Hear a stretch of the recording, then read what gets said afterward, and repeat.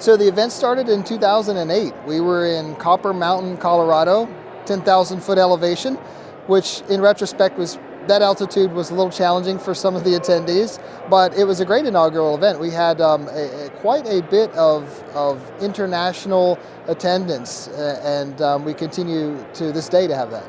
Sure, the industry, the event has evolved. It started really as I would say almost like a standard sort of conference, and this event has evolved with the industry. It's become really the hub of where we discuss ideas. It's where much of the innovation and conversations around innovation happen.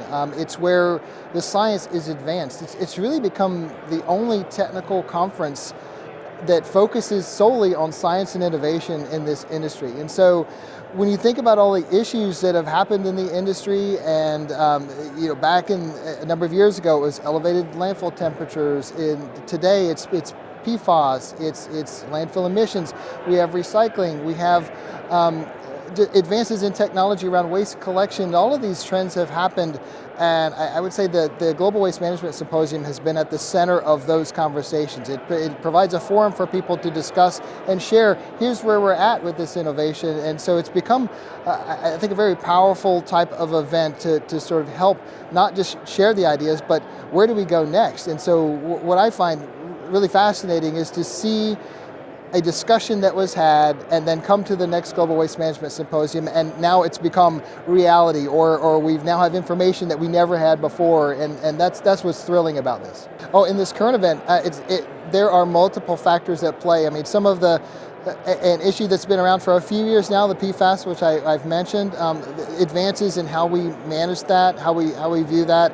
Landfill emissions has been another topic that has come and gone, but with the emergence in ESG goals with companies, that has become it is resurfaced as a very important topic.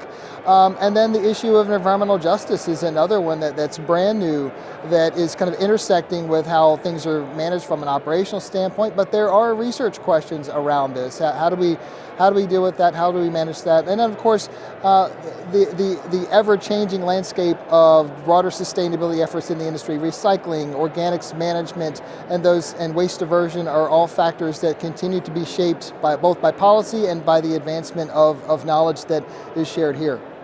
Yeah, I mean, I think that in 2 years, if we can come back to this and have some solid answers on how we accurately measure landfill emissions, for example, that would be a big win. There are a number of policies at play with like EPR and with carbon. With carbon, how do we account for carbon? I think that conversation is going to continue. Climate change is not going away, and it seems like really it's becoming much more pointed in conversation. So I think there are going to be issues that will emerge about how we track carbon, not just with landfills, but in the broader industry, because that's where the broader society is going with that too. And how does that impact kind of the global stage too? And I think this is really the forum of what happens. I would argue in North America, and a lot of times folks look to North America and what's happening as a way to interpret how should we view things through our lens if we're in a different place. I'm very excited about the live auction this year because we are back and having the auction live at Waste Expo. The past couple of years have been virtual because of COVID. So we're coming back. We're bringing back our live auctioneering live auctioneers to help us with the auction, and it's an exciting time. I mean, I think EREF is able to function because of the auction. We are not a membership-based organization. The auction is what supplies our operating funds, so it's critically important for the foundation, but it creates a buzz. It's a great networking opportunity, and you're supporting a great cause, so we're very excited. And we love working with the folks at Waste 360 to help put this on, and they've been very supportive, and we're looking forward to kind of getting back in person.